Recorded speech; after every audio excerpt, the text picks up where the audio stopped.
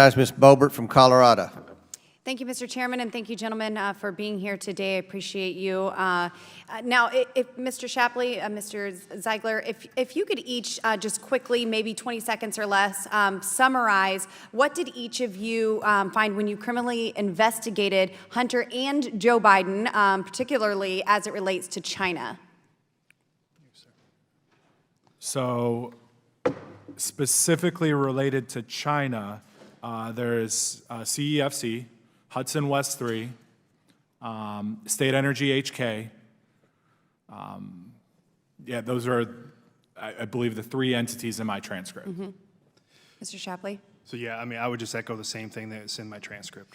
And so there's a Yi Jinping, a Chinese billionaire, and he's tied to a CCP intelligence gathering agency, and his company is CEFC, excuse me. What is the connection between Hunter Biden and CFC? So I'm going to have to stick to the confines of my testimony, but what I can tell you is that there may be some documents that are responsive to that, and then I can turn those over to the House Ways and Means Committee and then get those over. Yes. Or if they would vote to get those released. Yes, we would love to get those in. And I see that Hunter Biden received more than $8 million in foreign payments, including $100,000 made from CEFC directly, $664,000 from State Energy HK, as you mentioned, another Chinese company, and a $325,000 capital contribution made into Bohai Harvest on Hunter's behalf, a Chinese equity investment fund. Were you shocked to find that the then vice president's son received all of these payments, particularly the ones from Chinese entities? Well, as I tried to state earlier, in this position you have to be nonpartisan. It isn't a matter of shock, it's just well, it's not the political position, not the party, but just the vice president's son. So I'm not accusing you of a political bias here. So it's just follow the evidence, see where the transactions are coming from, interview witnesses, and try to figure out what the purpose of those transfers of money were for. And Mr. Shapley, in March of 2017, Robinson Walker LLC received a $3 million wire from a Chinese company, State Energy HK Limited, which took place just 2 months after Joe Biden left office as vice president. And I believe it was in your testimony that you said that it seemed that this would be getting into place, or it was in a testimony that was said today, that this would be being assembled before he left office, and then just shortly after it came to fruition. So can you quickly discuss the Robinson Walker connection to the Biden family? So yeah, I mean, I have to defer to Special Agent Ziegler. Okay. I don't think I spoke about the $3 million. Yeah, so any of that information related to the $3 million, we can turn over to the House Ways and Means Committee and they can vote to release that to you. Thank you. Personally, I want to give like a 10-minute expose as to what exactly has been going on with the IRS whistleblower. So I'll give you the shortest version I possibly can, but gear up, this is going to go fast. So Hunter Biden was recently charged with a couple of tax crimes a couple of weeks ago.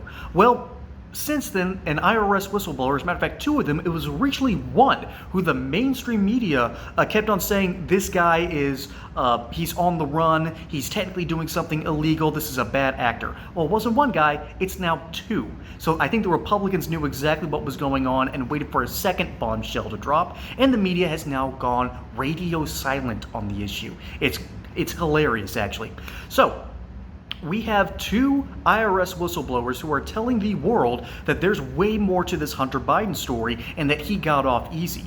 And these 2 guys are saying that before Congress, they are willing to give more information and turn it over to a different committee that actually has more jurisdiction on the issue. So you have more mounting evidence, you have whistleblowers, and you have the recently caught red-handed lying on his taxes, Hunter Biden. But it goes deeper than that. Back when he was the vice president, Joe Biden allegedly sold influence particularly in the cases of two nations, Ukraine and China. The Chinese ones, that paper trail is harder to follow, but we found the paper trail to a company called Burisma. And this company has been trying to basically get the U.S. on its side because they want protection. And protection from whom, might you ask? Well, at that time, a whole bunch of oil had been discovered in Ukraine. Guess what nation is currently occupying those same oil fields?